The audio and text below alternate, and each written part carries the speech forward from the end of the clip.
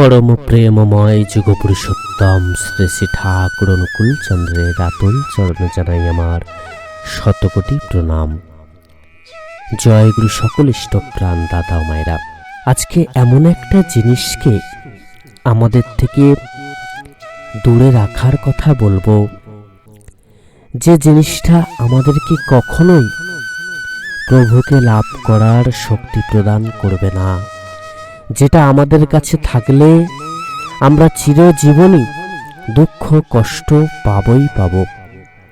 পরমদয়াল যুগপুরুষোত্তম শ্রী শ্রী ঠাকুর অনুকূলচন্দ্র সবার প্রথম এই জিনিসটাকে কিন্তু ত্যাগ করার বিধান দিয়েছেন, আর যেটা সব থেকে বেশি করে আমরা সেটাকে আঁকড়ে ধরে থাকি, সেটা জরাজীর্ণ হয়ে গেছে, তাও সেটাকে আমাদের কাছে রেখে দিই।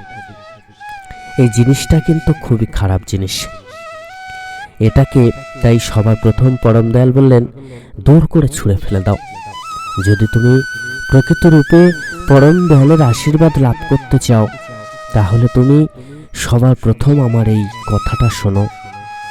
পরম দয়ালকে পরমেশ্বর, যিনি যুগে যুগে তাঁর রূপ আমাদের কাছে পাঠিয়েছেন আমাদের মতো পাপী তাপী মানুষদেরকে রক্ষা করার জন্য, কখনো তিনি এসেছেন শ্রী রামচন্দ্র রূপে, কখনো শ্রী কৃষ্ণ রূপে, কখনো বা বুদ্ধ রূপে, কখনো বা তিনি এসেছেন যীশুখ্রিস্ট রূপে, কখনো বা এসেছেন তিনি শ্রী শ্রী চৈতন্যদেব রূপে, কখনো বা তিনি এসেছেন শ্রী শ্রী রামকৃষ্ণদেব রূপে, কখনো আবার তিনি এসেছেন শ্রী শ্রী ঠাকুর অনুকূলচন্দ্র রূপে।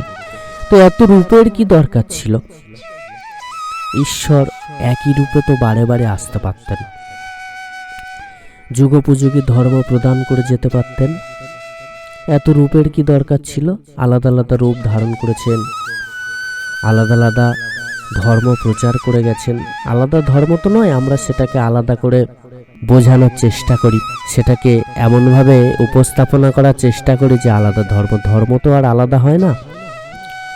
তো এরকমটা করার কি দরকার ছিল? প্রভু বললেন, ঈশ্বর যখন মানব রূপে এই ধরাধামে আসেন, তখন মানুষের মতো সমস্ত কিছু তিনি গ্রহণ করেন। রোগ শোক জ্বালা যন্ত্রণা রূপ সমস্ত কিছু। তো যুগে যুগে যদি একই রূপ তিনি আসতেন, এমনিতেই তো আমরা তাকে গ্রহণ করিনি। যখনই তিনি এসেছেন মানব রূপে ধরাধামে, তখন আমরা তাকে অবজ্ঞা করেছি, তার সাথে খারাপ ব্যবহার করেছি, এমনকি তার গায়ে সাধারণ মানুষ হাত তুলেছেন।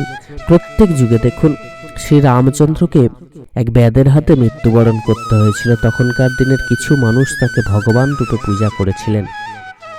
পরম ভক্ত হনুমান কিন্তু ঠিক চিনতে পেরেছিলেন, তিনি কিন্তু ভগবান রামচন্দ্র এবং মা সীতাকে তাঁর বক্ষে অর্থাৎ তাঁর অন্তরে স্থান দিয়েছিলেন, হৃদয়ে স্থান দিয়েছিলেন। মানে এত সাধন ভজন করেছিলেন, তাঁর হৃদয়ে রামচন্দ্র এবং মা সীতাকে রেখে, যে পরম ভক্ত হনুমান আজও পূজিত। আমাদেরকে ভক্ত হয়ে উঠতে হবে ওই হনুমানের মতো। কোনো কথা আমরা অবজ্ঞা করব না, তিনি যে আদেশ করেছেন চোখ বন্ধ করে সেই আদেশ আমরা পালন করব, এই রকমটা হতে হবে, তবে তো পরম ভক্ত হয়ে উঠতে পারবো। তাহলে ত্রেতা যুগে রামচন্দ্রকেও কিন্তু সাধারণ মানুষ ভগবান রূপে সবাই মেনে নিতে পারলেন না। দাপর যুগে যখন ভগবান শ্রী কৃষ্ণ এলেন, তখনও তাকে কজন ভগবান রূপে মেনেছিলেন? খুব গুটি কয়েক। পঞ্চ পাণ্ডবরাও তাকে যে তিনি যে ভগবান সেই রূপে প্রথম প্রথম মানতে পারেননি, যে সখা এসেছেন, তিনি যে ভগবান, তিনি যে অন্তর্যামী, তিনি যে এই জগৎ সংসারের সৃষ্টিকর্তা, তারাও কিন্তু মানতে পারেননি। আর যারা আছে তাদের কথা তো ছেড়ে দিন। বেশ কিছু মানুষ তাকে পূজা করেছিলেন এবং পঞ্চপাণ্ডব শেষে তার পূজা করেছিলেন, আরাধনা করেছিলেন। তো তিনিও কিন্তু মানুষের মতোই মৃত্যুবরণ করেছিলেন, রামচন্দ্র মৃত্যুবরণ করেছিলেন। আর তাঁদের মৃত্যুগুলো আপনারা দেখবেন খুবই কিন্তু কষ্টকর। শোনা যায় শ্রী রামচন্দ্র সরযূ জলে প্রাণ ত্যাগ করেছিলেন, শ্রীকৃষ্ণ বেদের বাণে মৃত্যুবরণ করেছিলেন। আমরা যদি যীশু খ্রিস্টকে দেখি, তাকে যেভাবে ক্রুশবিদ্ধ করে মারা হয়েছিল, চিন্তা করুন তো, সারা শরীরে পেরেক গেঁথে হত্যা করা হয়েছিল। কতটা যন্ত্রণাদায়ক হত্যা তিনি গ্রহণ করেছিলেন, কত যন্ত্রণা পেয়ে, জ্বালা যন্ত্রণা, মানে ভাবলে সত্যি গায়ে কাঁটা দেবে যে কত নির্মম হলে এত কষ্ট দিয়ে একজনকে মারা যায়। সারা শরীরে পেরেক গেঁথে তাকে মারা হলো। আজকে কিছু মানুষ জয় যিশু করছে, কিন্তু যখন তিনি এসেছিলেন মানব শরীরে, যখন ছিলেন, লীলা করছিলেন, তখন তাকে কেউ চিনতে পারেননি, তাকে হত্যা করা হলো। আবার দেখুন, যখন এই যে এত আল্লাহ আল্লাহ করা হচ্ছে, মুসলমান ভাইয়েরা আল্লাহকে এত ভালোবাসেন, নামাজ পড়ছেন বা সালাহ করছেন, যখন তিনি এসেছিলেন তাকেও কিন্তু পিটিয়ে হত্যা করা হয়েছিল। আবার শ্রী চৈতন্যদেবেরও ঘটনা আমরা প্রত্যেকেই জানি, কলসির কানা খেতে হয়েছিল ভগবানের নাম প্রচারের জন্য। শ্রী রামকৃষ্ণদেব অন্য রূপে যখন মানুষের মধ্যে ধর্মকে চালিয়ে দিতে চাইলেন, যে কিভাবে ভক্ত ভগবানের সঙ্গে সম্পর্ক তৈরি হওয়া লাগে, যেমন একজন মা ছেলে, মায়ের কথাই শেষ কথা, মায়ের আদেশ শেষ কথা, তাকে সবাই পাগল বলতে লাগলো। ঠিক তেমন ভাবেই যখন শ্রী শ্রী ঠাকুর লীলা করছেন, তখন শ্রী শ্রী ঠাকুরকে আমরা গ্রহণ করছি না। তো এই হচ্ছে মানুষের ক্যাপাবিলিটি কেন বললাম?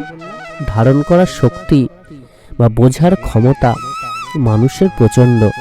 যুগে যুগে যখনই ভগবান এসেছেন তখন তাকে চিনতে পারেননি, তাহলে তারা ধর্মটাকে প্রচার করবেন কিভাবে? তাই তো তাদেরকে যুগে যুগে আসতে হয়েছে এবং বিভিন্ন রকমভাবে ঘুরিয়ে ফিরিয়ে একই কথা তারা কিন্তু বলে গেছেন এবং যতটা সহজ করা যায় যুগে যুগে সেটা করে গেছেন। আমরা এত ঈশ্বর আল্লাহ ভেদাভেদ করি।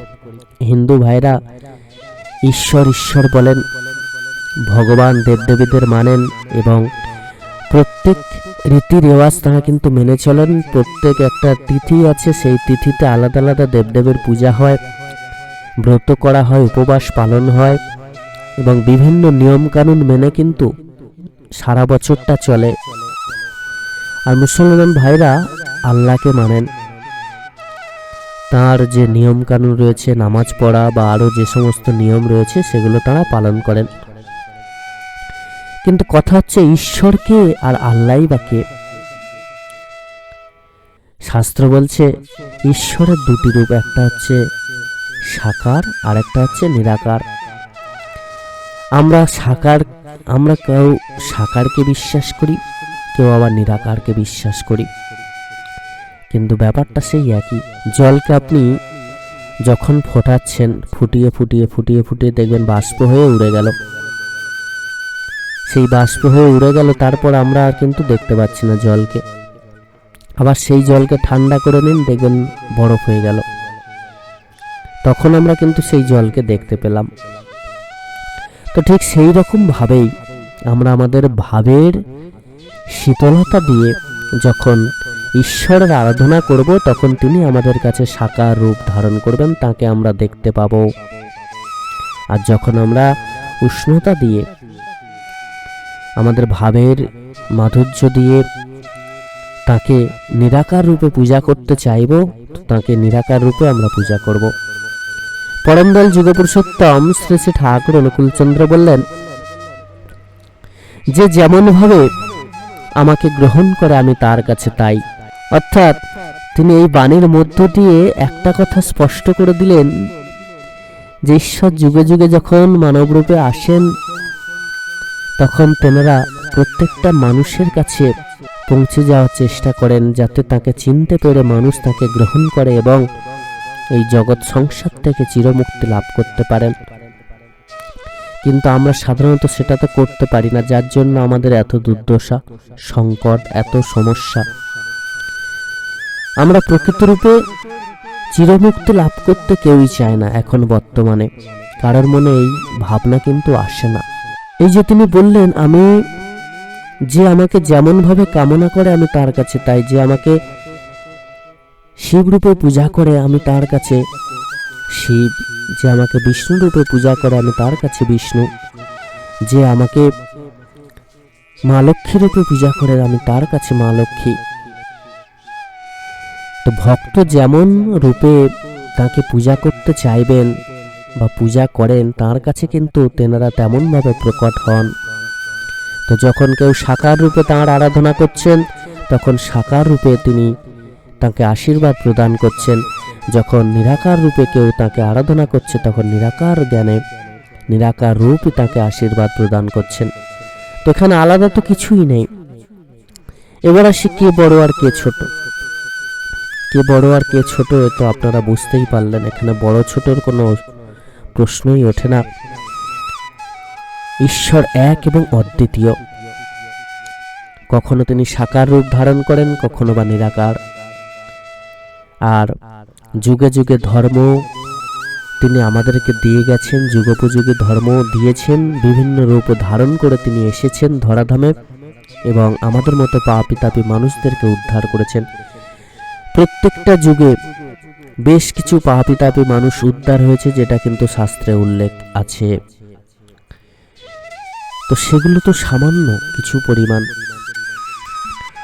এই যে ধর্মের নামে আমরা এত কিছু করে বেড়াচ্ছি, আমরা ধর্ম করছি, আমরা ধার্মিক, এই আমরা প্রত্যেকদিন নামাজ পড়ি, মানে আমরা বিশাল কিছু। এই যে নামাজ পড়া, যারা নিজেদেরকে কিছু কিছু মুসলমান ভাই আছেন যারা নামাজ পড়েন, অনেক সময় আছে যারা প্রকৃত ধার্মিক এবং ধার্মিক দুটোর মধ্যে তফাৎ আছে। তো যারা প্রকৃত ধার্মিক তারা এরকমটা কখনোই করবেন না, সে হিন্দু কি মুসলমান কি বৌদ্ধ কি খ্রিস্টান, তারা এরকমটা করবেন না। কিন্তু দেখবেন এক শ্রেণীর মানুষ আছেন, সেটা প্রত্যেক সম্প্রদায়ের মধ্যে, হিন্দু মুসলমান খ্রিস্টান জৈন বৌদ্ধ প্রত্যেকের মধ্যে আছে, যারা গোঁড়ামিটাকে বেশি করে সামনে এগিয়ে আনার চেষ্টা করেন। এই নামাজ যে পড়েন, নামাজ কথার অর্থ কি? উপাসনা করা, সালাহা, উপাসনা করা, প্রার্থনা জানানো। তো বাংলায় হিন্দু ধর্ম তো বিশেষ করে সংস্কৃত থেকে এসেছে, তো সেখানে এই প্রার্থনা উপাসনার কথা এসেছে। আজ থেকে প্রায় ৫,৫০০-৬,০০০ বছর আগে প্রার্থনার কথা হিন্দু শাস্ত্রে উল্লেখ আছে। আর ১২৫০ বছর আগে ইসলাম ধর্ম এসেছে।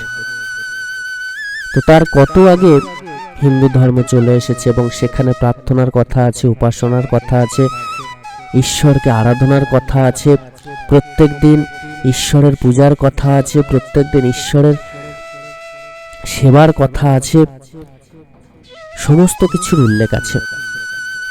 তো এই যারা নামাজ পড়ে, নামাজ পড়লেই কি সমস্ত কিছু লাভ সম্ভব হয়? কোরআন কি বলছে? কোরআন বলছে শুধুমাত্র নামাজ পড়লে হবে না, নামাজ পড়ার আগে মনটাকে তো আগে পবিত্র করতে হবে। শুধুমাত্র লোক দেখানো নামাজ পড়লাম তাতেও হবে না। ভরি ভরি মিথ্যা কথা বলছি, অকর্ম কুকর্ম করছি, নামাজ পড়লাম, কোনো ফল হবে না। এগুলো কোরআন বলছে, কিন্তু আমরা কজন মানি? ঠিক তেমন ভাবেই হিন্দু শাস্ত্র কিন্তু বলছে নিত্যদিন পূজা করছি, উপবাস পালন করছি, কিন্তু মনটাকে আমরা ঠিক করতে পারছি না, তাহলে হবে না। কিন্তু বেশিরভাগ দেখা যায় যারা হিন্দু ধর্ম পালন করেন, বিশেষ করে ভগবানের উপাসনা যারা করেন, তারা মনটাকে পবিত্র রাখার চেষ্টা ১০০ ভাগ করার ভাবনা চিন্তা নিয়ে এগিয়ে যান এবং সেই চেষ্টা চালিয়ে যান। মনের মধ্য থেকে খারাপ চিন্তা, অকর্ম কুকর্ম করার চিন্তাকে ত্যাগ করার চেষ্টা করেন। পরমদয়াল যুগপুরুষোত্তম শ্রী শ্রী ঠাকুর এই যে দ্বন্দ্ব, এই দ্বন্দ্বকে মেটাবার জন্য কিন্তু তাকে আবার আসতে হয়েছে এবং তিনি সেই মতো করে ধর্মটাকে প্রচার করে গেছেন। তিনি বললেন ধর্ম হচ্ছে একটা, সেটা হচ্ছে মানবতার ধর্ম।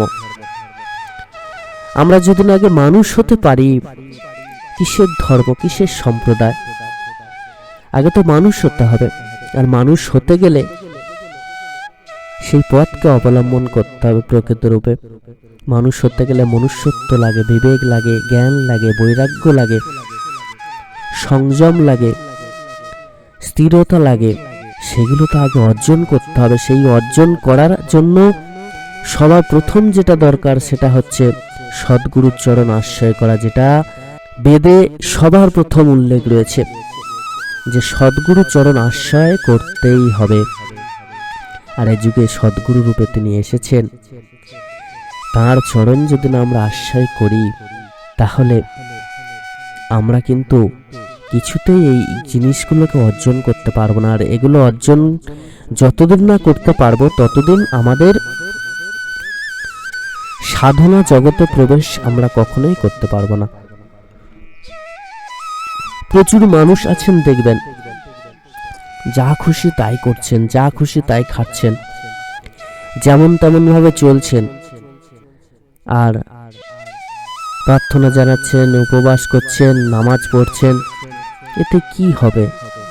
আমাদের মনের যদি না পরিবর্তন করতে পারি, মনটাকে যদি না পবিত্র করতে পারি, দেহটাকে যদি না পবিত্র করতে পারি, শুধুমাত্র পোশাক পরিবর্তন করে পোশাককে পবিত্র রেখে হাত মুখ ধুয়ে আর কিছু সময়ের জন্য তার নাম জপ করলাম, নাম করলাম, তাতে করে কি সারা জীবনের পাপকে ঢাকা যাবে? তাতে করে কি তার আশীর্বাদ লাভ করা যাবে? এগুলো কিন্তু ঠান্ডা মাথায় ভাবতে হবে। তাই সবার আগে পরমদয়াল বললেন, মানুষ হও, সৎসঙ্গের আশ্রয় গ্রহণ করলে প্রকৃতরূপে মানুষ হওয়ার পথকে আমরা কিন্তু পেতে পারি। সৎসঙ্গ, এখানে একটা কথা কিন্তু আছে, সৎসঙ্গ। সৎসঙ্গ, সতের সঙ্গ করা।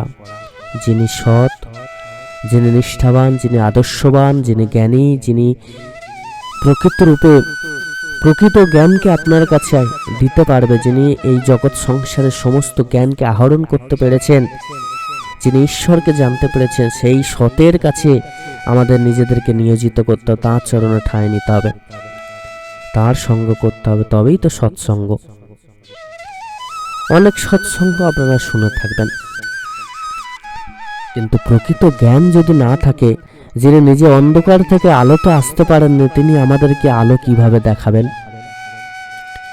তাই তো পরম পুরুষোত্তম শ্রী শ্রী ঠাকুরের পাদপদ্মে আমাদেরকে আশ্রয় গ্রহণ করতে হয়। আমরা যদি আমাদের মনের এই জিনিসটাকে দূর না করতে পারি, তাহলে কখনোই যে আমরা ধর্মরাজ্যে প্রবেশ করতে পারবো না। শ্রী শ্রী ঠাকুর এবার কি বলছেন দেখুন, তিনি তার সত্যানুসরণে বলছেন, সর্বপ্রথম আমাদের দুর্বলতার বিরুদ্ধে যুদ্ধ করতে হবে। দেখুন, আমাদের মনের মধ্যে যত প্রকার দুর্বলতা রয়েছে, গ্লানি রয়েছে, তার বিরুদ্ধে যুদ্ধ করতে হবে। আমাদেরকে সাহসী হতে হবে, বীর হতে হবে। তিনি বলছেন, পাপের জ্বলন্ত প্রতিমূর্তি ওই দুর্বলতা, তারাও যত শীঘ্র পারো ওই রক্ত শোষণকারী অবসাদ উৎপাদক ভ্যাম্পায়ারকে, ভ্যাম্পায়ার হচ্ছে যারা রক্ত শোষণ করে খায়, ঘুমন্ত জীবজন্তু রক্ত শোষণ করে তারা কিন্তু নির্বিবাদে তাদেরকে হত্যা করে। এই ভ্যাম্পায়ার এতই ক্ষতিকর। তো সেই ভ্যাম্পায়ারের সাথে দুর্বলতাকে তুলনা করলেন। তিনি আরো বললেন, স্মরণ করো তুমি সাহসী, স্মরণ করো তুমি শক্তিত্ব নয়, স্মরণ করো তুমি পরম পিতার সন্তান। আগে সাহসী হও, অকপট হও, তবে জানা যাবে তোমার ধর্মরাজ্যে ঢোকবার অধিকার জন্মেছে। শুধুমাত্র মানব জন্ম গ্রহণ করলাম, পূজার সময় পূজা দিলাম, বিভিন্ন তিথিতে উপবাস পালন করলাম, আর আমি ধার্মিক হয়ে গেলাম, তা কিন্তু নয়। রোজ সকালবেলা যারা নাম জপ করেন, প্রার্থনা করেন, ভগবানের চরণে কিছু অর্ঘ্য প্রদান করেন, ভগবানকে কিছু দেন, গুরুচরণে কিছু দেন, দান ধ্যানের পিছনে কিছু দেন, সারা দিনভর যারা নাম জপ করেন, সন্ধ্যাবেলায় আবার গুরুচরণ আশ্রয় করেন, তার নাম জপ করেন, প্রার্থনা জানান, প্রত্যেক দিন এই যে একটা রুটিন, এটা যতদিন না আমাদের মধ্যে আমরা প্রবেশ করাতে পারছি, ততদিন ওই মুখে ধর্মই থেকে যায়, মুখে ভগবান থেকে যায়, ভগবানের জন্য কিছু আর করা হয় না। আমরা এত পূজা আচ্ছা করি, এত আরাধনার কথা বলি, ভগবানের কথা বলি, কিন্তু তার যে কর্মগুলো সেগুলোকে বাস্তবে ফুটিয়ে তোলার চেষ্টা করি না, তার যে আদর্শ সেটাকে ফুটিয়ে তোলার চেষ্টা করি না। হরিনামেও দেখবেন বিভিন্ন কথা বলা হয়, ভগবানের লীলার কথা বলা হয়, ভগবান এখানে এই লীলা করেছেন, ওখানে ওই লীলা করেছেন, কিন্তু প্রকৃত রূপে সেই লীলার মধ্য দিয়ে যে শিক্ষা তিনি আমাদেরকে দিয়েছেন, সেই শিক্ষাকে আমরা তুলে ধরার চেষ্টা করি না, বা সেটাকে গ্রহণ করার চেষ্টা করি না। লীলা করার অর্থই তো তিনি আমাদেরকে শিক্ষা দিয়েছেন সেই লীলার মধ্য দিয়ে। তো সেই লীলার শিক্ষাটাকে তো গ্রহণ করতে হবে, তার আদর্শকে তো গ্রহণ করতে হবে। ভগবান শ্রীকৃষ্ণ লীলা করেছেন, ভগবান শ্রীকৃষ্ণ সেই লীলার যে শিক্ষা, সেই শিক্ষাটাকে তো নিতে হবে, তার যে আদর্শ সেটাকে তো নিতে হবে। সেটা কিন্তু আমরা কেউ পালন করার চেষ্টা করি না, সেটা বড্ড কষ্টকর। তো বর্তমানে ধর্ম হচ্ছে এরকম হয়ে গেছে এখন। পরম দয়াল যুগপুরুষোত্তম শ্রী শ্রী ঠাকুর অনুকূলচন্দ্র বললেন, এতটুকু দুর্বলতা থাকলেও তুমি ঠিক ঠিক অকপট হতে পারবে না। আর যতদিন তোমার মন মুখ এক না হচ্ছে ততদিন তোমার মলিনতার গায়ে হাতই পড়বে না। মন মুখ এক হলে আর ভিতরে গলদ জমতে পারে না, গুপ্ত আবর্জনা ভাষায় ভেসে উঠে পড়ে, পাপ গিয়ে তার ভিতর বাসা বাঁধতে পারে না। তাই সবার প্রথম আমাদেরকে দুর্বলতাকে দূর করতে হবে। দুর্বলতা, অলসতা, অর্থাৎ এই যে পরম দয়াল আমাদেরকে সকালবেলা ঘুম থেকে উঠে নাম জপ করার বিধান দিয়েছেন। আমরা আর একটু ঘুমিয়ে পড়লাম, যে উঠছি একটু পরে উঠে নাম জপ করব। এই যে দুর্বলতা, অলসতা, বা ধরুন প্রার্থনা করার সময় আমরা প্রার্থনা করছি না, শুধুমাত্র পরম দয়ালের বিধান মেনে যারা চলেন তাদের কথা বলছি না, প্রত্যেকেরই এরকমটা যখন হয় তখন কিন্তু জানতে হবে আমাদের ধর্মরাজ্যে ঢোকবার অধিকার জন্মায়নি। ধর্মরাজ্যে ঢুকতে গেলে মনটাকে শক্ত করতে হবে, দৃঢ় করতে হবে এবং একদম এক কথার মানুষ হতে হবে, যে এটা করবো তো করবোই, এই সময় করবো তো করবোই। তিনি যে কর্ম দিয়েছেন, যে সময় দিয়েছেন, সেই কর্ম করব, সেই সময়ে করব। এই যে দৃঢ় প্রত্যয় আমাদের প্রতি প্রত্যেকের মধ্যে যতদিন না আমরা জাগাতে পারবো ততদিন আমরা প্রকৃত রূপে তাঁর আশীর্বাদ লাভ করতে পারবো না। তিনি বলছেন মন এবং মুখ, আমাদের মন এক কথা বলছে যে নাম জপ করতে হবে, কিন্তু মুখে আমরা সেটা পালন করছি না বা কর্মের মধ্য দিয়ে সেটা ফুটিয়ে তোলার চেষ্টা করছি না। তখন বুঝতে হবে আমাদের মনে গলদ জমেছে এবং আমরা প্রকৃত রূপে তাঁর আশীর্বাদ কিন্তু লাভ করতে পারবো না। আমরা অনেকেই হরে কৃষ্ণ নাম করি, শুধুমাত্র যে এখানেই এরকমটা হচ্ছে তা তো নয়, শ্রী শ্রী ঠাকুরের দীক্ষা নিয়ে এরকমটা করছেন তা নয়। প্রত্যেকটা মানুষেরই যারা যে ভগবানকেই মেনে চলছেন, তার আদর্শ, তার নাম জপ করছেন। তো যেমন আমরা অনেকে আছি হরে কৃষ্ণ মহামন্ত্র নাম জপ করছি, হরে কৃষ্ণ করছি। নাম জপ করা তো খুবই ভালো, যে নামেই আপনি তাকে ডাকুন না কেন ঈশ্বরের আশীর্বাদ আপনি লাভ করতে পারবেন, মনটাকে পবিত্র রেখে যদি আপনি করতে পারেন। কিন্তু অনেকের বিশ্বাস, বিপদে পড়লাম হরে কৃষ্ণ বলে দিলাম, বিপদ কেটে গেল। অনেকে মনে করছেন যে মুখে শুধুমাত্র জপ করে গেলাম, হবে না ওইভাবে। পূর্ণ ভক্তি ভরে, শ্রদ্ধা ভরে যতক্ষণ না আমরা সেই নাম জপ করতে পাচ্ছি, একাত্ম ভাব যতক্ষণ না আসছে, সেই ভাবের যে মাহাত্ম্য যতক্ষণ না আমাদের সামনে উপলব্ধি আমরা করতে পাচ্ছি, যতক্ষণ না নাম করতে করতে তাকে আমরা দর্শন করছি, চোখ বন্ধ করে নাম করছি, আমরা তাকে দর্শন করছি, এটা যতক্ষণ না হবে ততক্ষণ আপনি তার আশীর্বাদ লাভ করতে পারবেন না। নাম করতে করতে তাকে দর্শন করতে হবে চোখ বন্ধ করে, তবেই তো প্রকৃত নাম করছেন বি কনসেন্ট্রেট হয়ে। না হলে এই মুখেই নাম করে যাচ্ছেন কিন্তু দেখবেন মনটা অন্য জায়গায় চলে গেছে, এতে করে ফল লাভ করা যায় না। আর শুধুমাত্র যে কুসংস্কার অনেকে আমরা মেনে চলি বা অনেকে টোটকা মেনে চলি, সেগুলোও যে শুধু করলে আমরা সমস্ত ফল পেয়ে গেলাম তাও নয়। আমরা তিলকমালা পড়লেই যে সমস্ত কিছু লাভ করলাম তাও নয়। মোট কথা হচ্ছে আমাদেরকে তাঁর নাম জপ করতে হবে পূর্ণ ভক্তিভরে, শ্রদ্ধাভরে, একাত্মভাবে। যখনই তার নাম জপ করবো যেন অন্য চিন্তা আমাদেরকে স্পর্শ করতে না পারার, এটাই তো সব থেকে বড় মজা। আপনি 1 মিনিট চোখ বন্ধ করে নাম জপ করতে শুরু করুন, বুঝতে পারবেন এর মজাটা।